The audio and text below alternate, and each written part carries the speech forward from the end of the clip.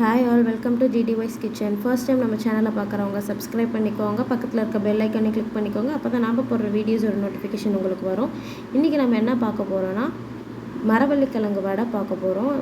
எப்பயும் மரவள்ளிக்கிழங்கு வாங்கி அவிச்சோ இல்லை சிப்ஸாக சாப்பிட்றதுக்கு இந்த மாதிரி ட்ரை பண்ணி பாருங்கள். டிஃப்ரெண்ட்டாகவும் இருக்கும், டேஸ்ட்டாகவும் இருக்கும். அதுக்கு தேவையான இன்க்ரீடியன்ட்ஸ் சீரகம், மிளகு அண்டு கருவேப்பிலையும் கொத்தமல்லியும் நான் ஃபைனாக சாப் பண்ணியிருக்கேன்.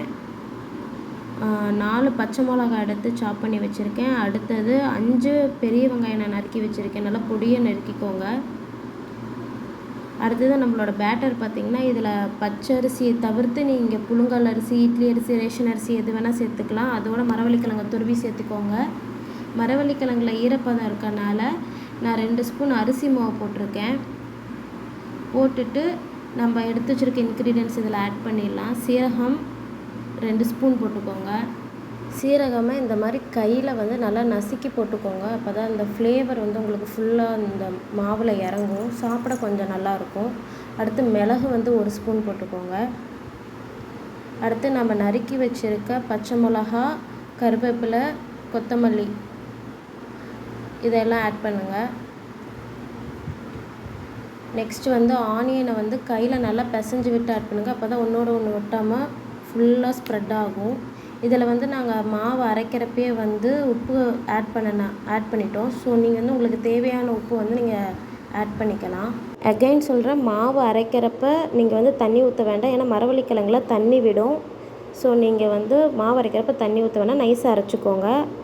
அடுத்து பார்த்திங்கன்னா, எண்ணெய் நல்லா சூடாகிடுச்சு. சூடானதுக்கப்புறம் நம்ம தண்ணியில் கையை டிப் பண்ணிட்டு மாவை உருட்டி சூடான எண்ணெயில் போட்டுடலாம்.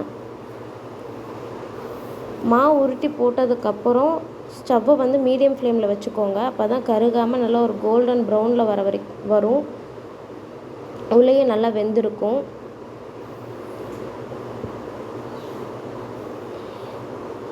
ஒவ்வொரு டைமும் நீங்கள் வடையை உருட்டி போடுறப்ப தண்ணியில் டிப் பண்ணிட்டு போடுங்க, கையில் ஒட்டாது உங்களுக்கு மாவு. இப்போ எல்லாத்தையும் பிரித்து விடுங்க. ஒன்றோட ஒன்று ஒட்டிகிட்டு இருக்கும், பிரித்து விட்டுருங்க. நல்லா வேகணும். இப்போ நல்லா வெந்துடுச்சு, நல்லா ஒரு கோல்டன் ப்ரௌனில் இருக்குது. இதை நம்ம வடிச்சிட்டு எடுத்துக்கலாம். பார்த்திங்கன்னா மரவள்ளிக்கிழங்கு வடை ரெடி. ஸோ இது பார்த்திங்கன்னா உள்ளே நல்லா சாஃப்டாகவும் வெளியே கிறிஸ்பியாகவும் இருக்கும்.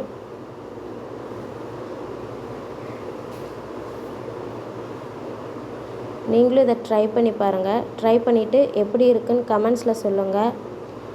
இந்த வீடியோ பிடிச்சிருந்தா லைக் பண்ணுங்கள் அண்ட் ஷேர் பண்ணுங்கள் உங்கள் ஃப்ரெண்ட்ஸுக்கு.